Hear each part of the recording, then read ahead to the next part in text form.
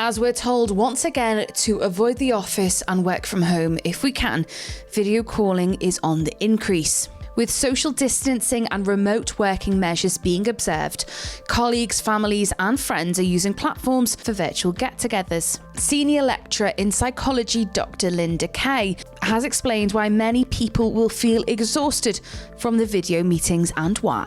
Sometimes it's to do with the volume of meetings that are being crammed in, but I think what's interesting is actually, I suppose before these local lockdown new regulations had been imposed, there was starting to be people who were starting to go back into the workplace, some people who were going out, so then actually it became quite difficult to make arrangements with people, whether it's like, is this online or is this face to face?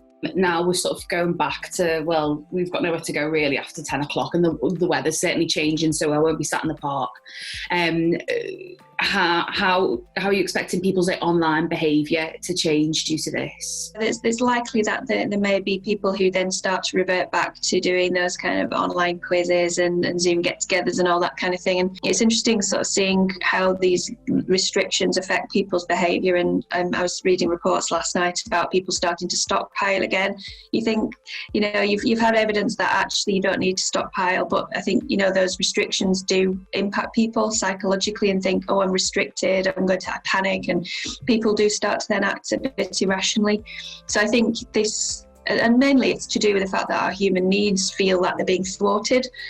So autonomy needs or relatedness and connection needs. So I think, going back to these sorts of online quizzes and things are just one way that we're starting to compensate for those relatedness needs that we feel are being thwarted.